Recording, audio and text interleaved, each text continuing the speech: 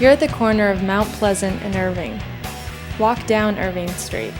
Everybody had a group house, and there were shows there every weekend, literally. There was a period of time where it was really like you couldn't take a walk Mount Pleasant without bumping into a punk rocker. That was probably my favorite period of all of DC music history, was when we all lived in the same neighborhood and we're all neighbors together.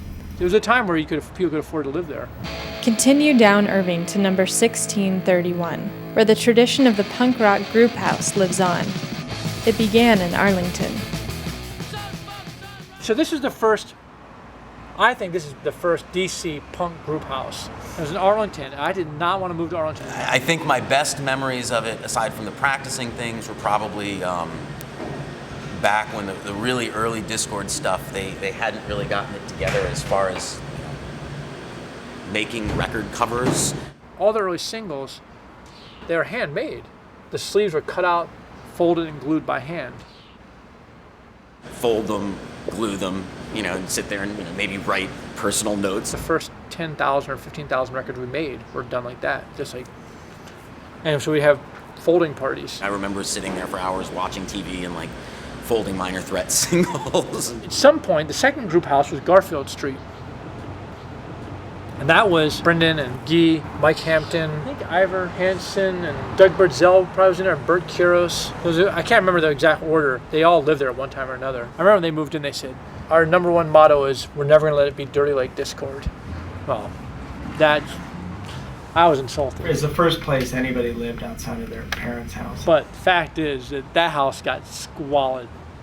I remember walking to their kitchen once and thought, I remember this being a checkerboard floor, like a checkerboard kitchen design. I was like, and they're like, no, we just cleaned every other tile. It was that fucking filthy. I remember having a party called the Elements Party, where we just bought a ton of baby pools, and we filled the whole first floor with water baby pools, so we had water.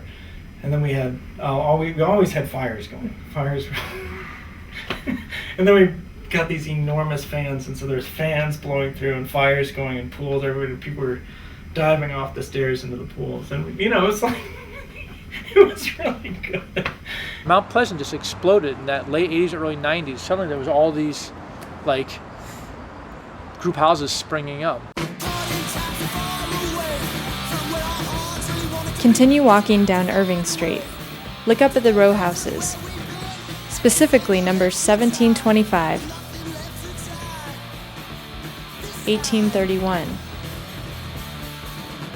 and 1843. We would have fires that almost always Steve Gamboa would put firecrackers and M80s in the ashes of the never cleaned fireplace. So you'd have a fire, and about 10 minutes into it, it would just start exploding flaming logs into the living room, and so you'd have to constantly, it was not exactly the most relaxing scenario. It was just a really cool community. This neighborhood used to be a lot more diverse and more working class and just more interesting, and that's also when basically all the punk rockers could afford to live here. Around the corner, Irving Street turns into Adams Mill. Take a right and walk up 19th. Just before Park was the Embassy. Nation of Ulysses lived in the Embassy. Artists, punks, gay, the gay community, they go into neighborhoods other people don't want to live in. Tim Green from Ulysses, he lived in the basement. Punk rockers are really, they're the stormtroopers for gentrification. There's no basements here anymore. The first thing that started happening was that before people even got priced out of the neighborhood or whatever, a lot of landlords would carve up the basements. I actually see gentrification as a much larger cycle. It's not like, oh, you're gentrifying a neighborhood. That's bullshit. If anybody's responsible for gentrification at all, it's like the landed gentry. They would say, okay, whoever this group house, you can't live in your basement anymore. We're gonna fix it up and make it a separate unit and rent that out, so because they realized they could just make twice as much money doing that. What about the people? Like, where are we going to go? Because human beings are actually physical. They exist. They're actually, like, if I touch you, you're there. So you got to be somewhere. So where are you going to be?